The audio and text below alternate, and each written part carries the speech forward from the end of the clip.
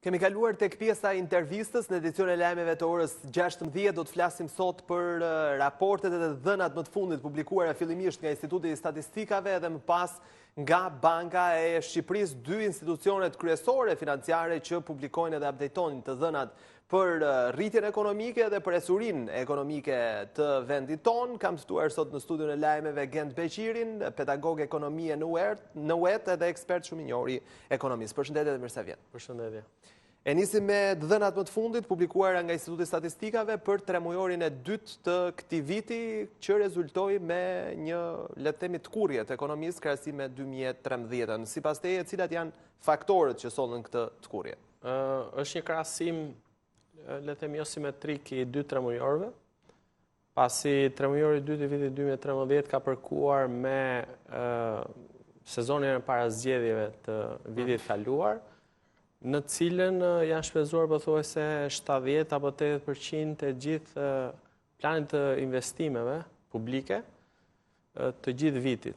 Për pasojë edhe rritja ekonomike, sepse në vetvete vlera që Instati ka treguar është një krahasimi tremujorit dytë të këtij viti me tremujorin e dytë të vitit kaluar, pra është një, le të themi, jo e drejtë në thonjza për të bërë një krahasim të tillë.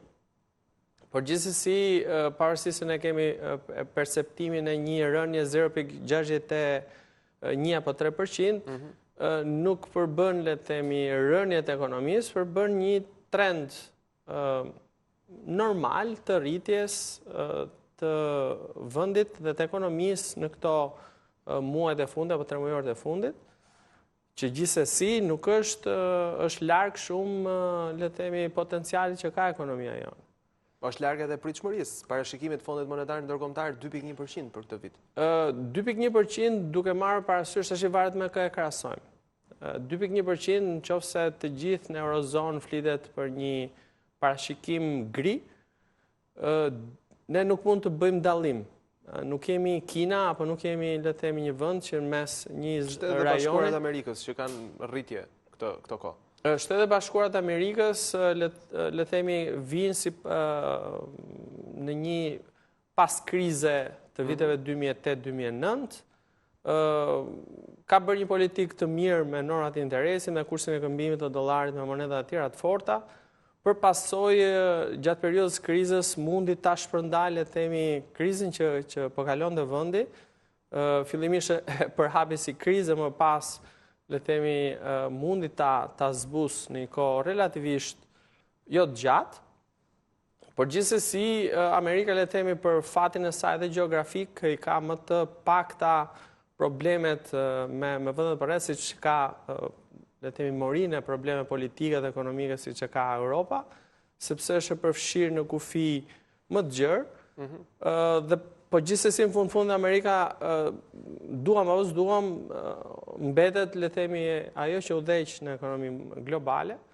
Është një lajm i mirë, por normalisht duhet pasqyrohet ky trend i një lloj rritje duhet pasqyrohet më pas në Europë, duke përjashtuar problemet e mundshme politike dhe jo politike që ka Europa, kryesisht me kufit e saj, e kam fjalën me Ukrainën, problemin e gazit, problemin të barierave të importit dhe eksportit me Rusinë, që përbën një, le të themi, një përqindje të konsiderueshme.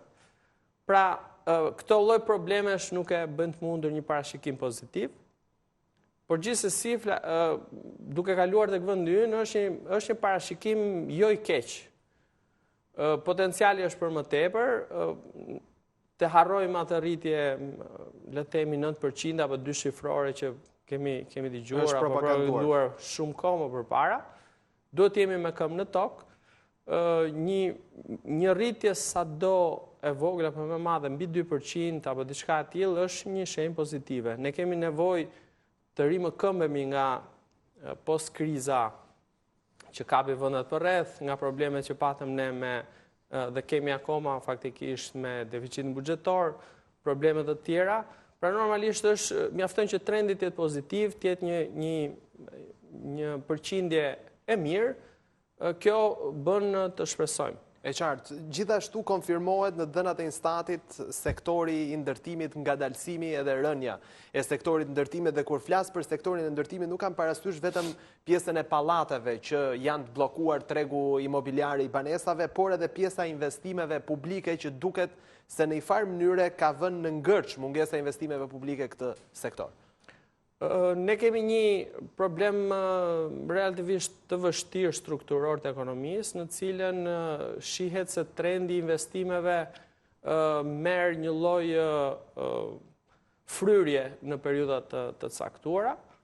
E dim shumë mirë që sektori ose pjesa e investimeve në këtë sektor, pra në të investimet për ndërtimin e kështu me radhë, mor një lloj bumi paksa alogjik.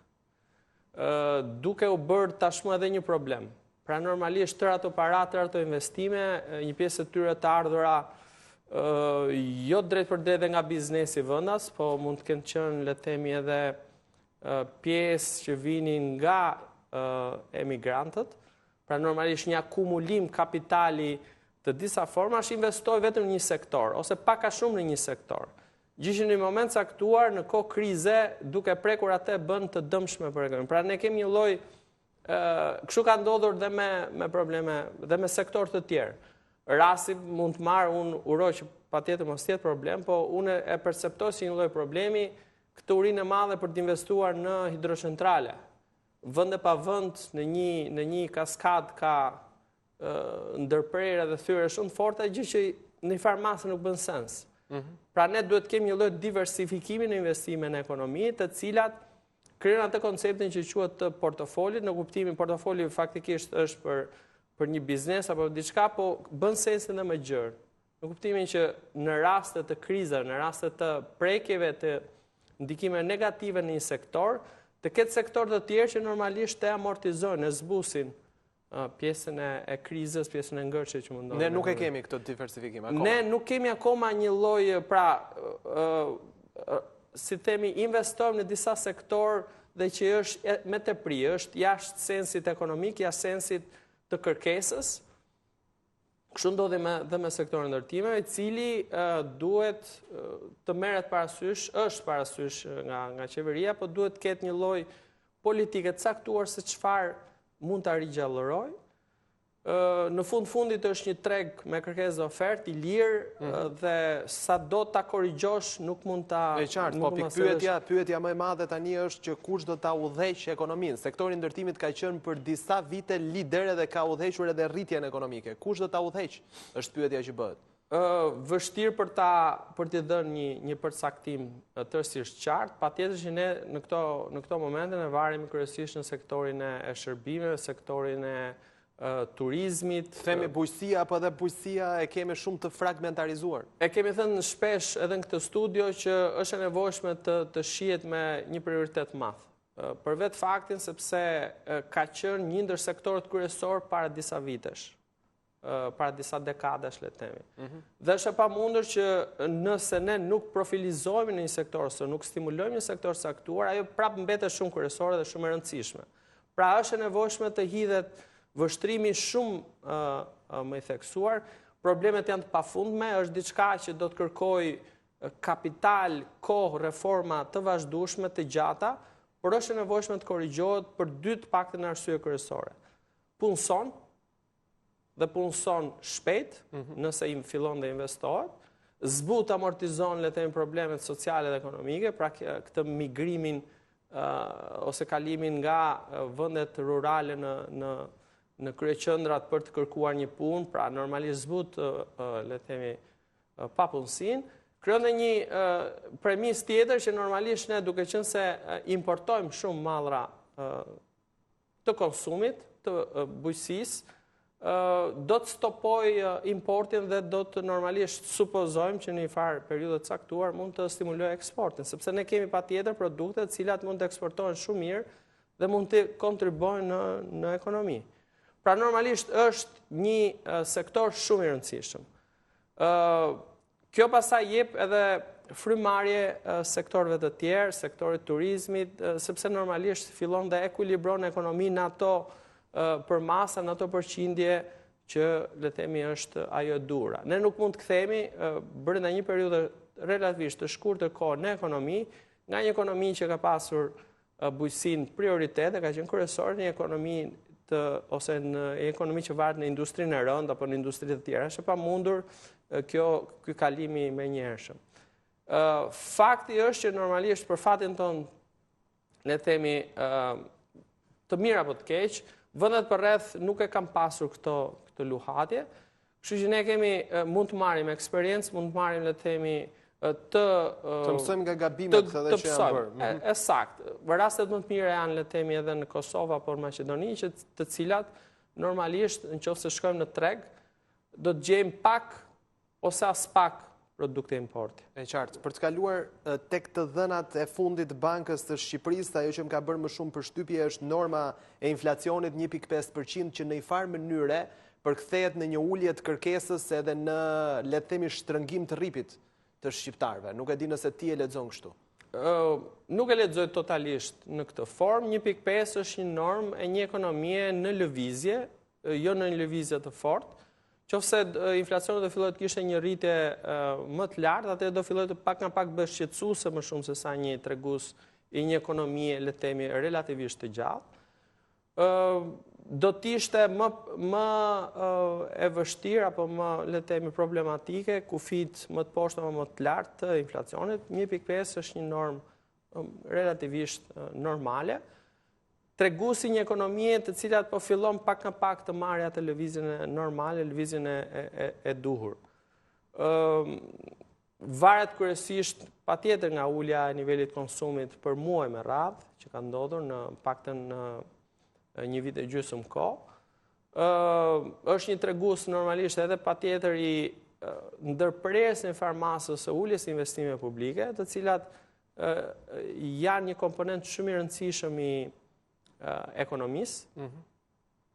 Pjesa tashmë edhe marrëveshjes me FMN-n, pamundësisë për të marrë kredi tregtare për të investuar fort, e bën të mundur që edhe këto janë të lidhura njëra me tjetrën, e bën të mundur që ne pak a shumë treguesit i kemi në këto nivele. Po nëse këtij treguesit inflacionit i shton edhe një sondazh të bërë nga Banka e Shqipërisë ku thuhet se shqiptarët vijojnë të marrin para me fajde, nëse do ta quajmë kështu, pra në rrugë informale, pra para jashtë sistemit edhe të jetojnë me borxhe. Sa shqetësuese është kjo pjesë? Është shqetësuese sepse nuk jemi në 15 apo 20 vite më përpara, në cilat normat e interesit të bankave kanë qenë shumë të larta, ose bankës, sepse në atë periudhë nuk ka pasur shumë.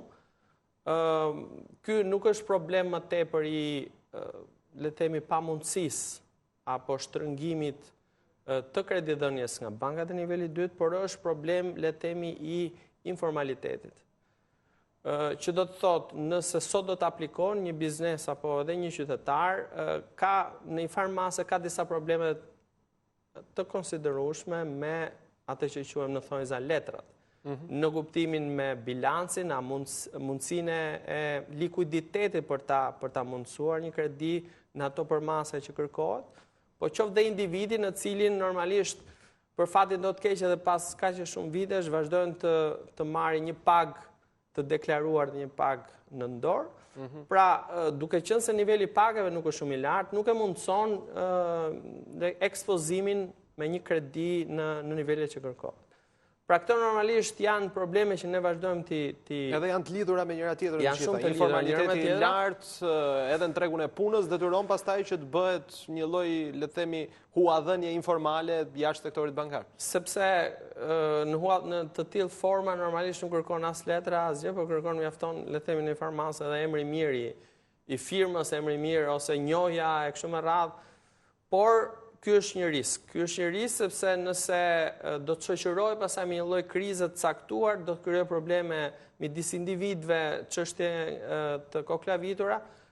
Në fundit dhe një krizë e dukshme është që ajo patjetër merren me kosto më shumë të larta se sa ç'mund të merrni në bank, nëse do të plotësonin gjithë kriteret që banka vendos. Është një detyrë vështirë e mëpasme e Bankës Qendrore, e Bankës Shqipërisë, e qeverisë që filloi ti lehtësoj këto procese, në mënyrë që ekonomia të kreditohet në formë më të mirë të mundshme dhe më kosto sa më të ulta. Ajo që mund të bëjë qeveria patjetër përveç aspektit ligjeve apo reformave që kanë ndërmarrë ndoshta edhe Ministria e Drejtësisë për t'i lehtësuar sa më shumë bankat në nivelit 2 nga procedurat e kredive të këqija kështu me radhë, është nevoja për investime publike. Nevoja për investime publike në mënyrë të larmishme. Po marr një rast, normalisht nëse do kishte një indikator le të themi të ndjeshmërisë mënyrës për të investuar ose ndjeshmërisë besimit konsumatorit në një pikë caktuar ose në një kohë caktuar, do të thonë për shembull që këto ditë Elbasani mund të ketë një farë gjallërie. Cila është arsyeja? Arsyeja është një luan kombëtare. Jo vetëm luan kombëtare, u bë një investim publik i rëndësishëm për qytetin, u rregulluan disa rrugë, disa sheshe, pra ai investim e ka vënë disi në gjallëri qytetin. Pak apo shumë, por është diçka pozitive. E njëjta gjë duhet ndodhi edhe më gjerë, në mënyrë që sepse janë të lidhura ngushtë perceptimi i konsumatorit i besimit për të filluar të konsumojë. Këto para pastaj fillojnë edhe gjallërojnë firmat për të filluar për të prodhuar më shumë, e kështu me radhë futen në atë ciklin e biznesit. Edhe një pyetje të fundit me që e preke pak sektorin bankar, në fakt sektori bankar për fat mirë, duhet thënë, rezulton të jetë ndër më pak të prekurit nga kriza këtu në Shqipëri, edhe dhënat e fundit Bankës së Shqipërisë konstatojnë madje një lloj, le të themi, përmirësimit të kreditimit, edhe një ulje të përqindjes së kredive të këqija. E kemi thënë me kohë që Banka Qendrore është përgjigjur, Banka e Shqipërisë është përgjigjur në kohë, le të themi, nevojës tregut, sektorit bankar për ndryshimin e normave të interesit, për lehtësime procedurale, në mënyrë që të mos ta vendos në një ngërçe të caktuar bankat. Bankat janë përherë në zhvillim, është fat i mirë, normalisht që kemi një diversifikim, kemi bankat me kapital vendas, me kapital të huaj, ndër më të njohurat në rang botror, pra që normalisht e kanë, le themi, e kanë në minimum riskun, duke qenë se kanë kapitale të mëdha, me qenë se janë ndërkombëtare. Për më tepër që sjellin dhe normalisht dhe atë njohurinë, mënyrën, le themi, produktet e duhura për sektorin.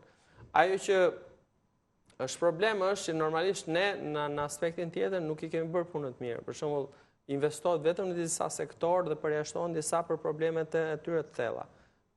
Folëm pak më parë për bujqësinë dhe investimet në këtë sektor janë pothuajse zero ose tërësisht minimale, për vetë faktin e problemeve të trashëguara, të pronësisë, problemeve të, le të themi, informalitetit apo çështje të tilla, gjë që e cila duhet rregullohet sa më shpejt. Gent, unë të falenderoj për këtë bisedë dhe për analizën e dhënave të fundit ekonomike. Faleminderit.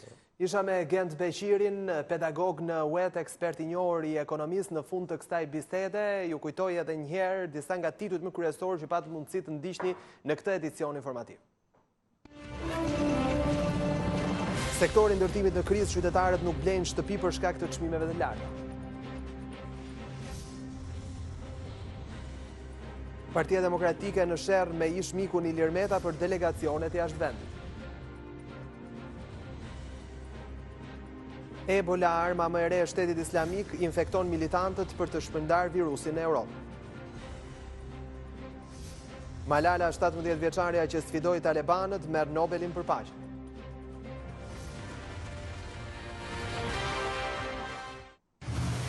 Ora News.